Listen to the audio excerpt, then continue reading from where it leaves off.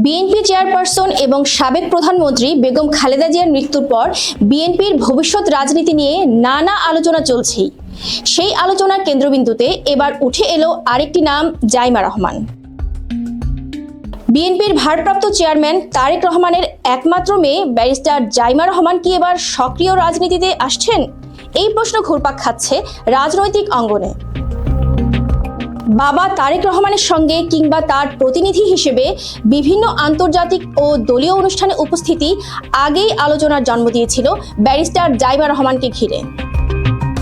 গত বছর যুক্তরাষ্ট্রে অনুষ্ঠিত ন্যাশনাল প্রেয়ার ব্রেকফাস্ট অনুষ্ঠানে বাবার প্রতিনিধি হয়ে অংশ নিয়েছিলেন তিনি।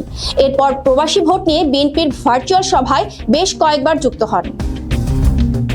সর্বশেষ দাদি বেগম জিয়ার মৃত্যুতে শোক জানাতে আসা ভারতের পররাষ্ট্রমন্ত্রী এস জয়শঙ্করের সঙ্গে বৈঠকে বাবার পাশে দেখা যায় জাইমা রহমানকে।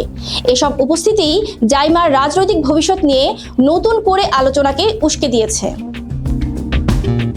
দলীয় সূত্রগুলোর ভাষ্য, আগামী ত্রয়োদশ জাতীয় সংসদ নির্বাচনকে সামনে রেখে বাবার পাশে থেকেই সক্রিয় ভূমিকা রাখতে পারেন জাইমা রহমান। দীর্ঘদিন লন্ডনে অবস্থানকালে আইন পেশায় যুক্ত থাকার পাশাপাশি তিনি রাজনীতি নিয়েও নিয়মিত খোঁজখবর রাখতেন।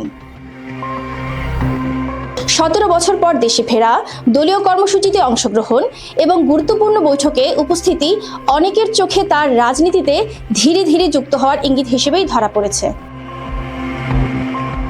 দক্ষিণ এশিয়ার রাজনীতিতে উত্তরাধিকার সূত্রে রাজনীতি নতুন কিছু নয়। শহীদ প্রেসিডেন্ট জিয়াউর রহমান ও খালেদা জিয়ার নাতনি এবং তারেক রহমানের একমাত্র মেয়ে হিসেবে জাইমা রহমানের রাজনীতিতে আসা অনিবার্য বলেই মনে করেছেন রাজনৈতিক বিশ্লেষকরা। সাম্প্রতিক ঘটনা প্রবাহ বলেছে সেই সময়টা আর খুব দূরে নয়। ডেস্ক নিউজ এবং সংবাদ।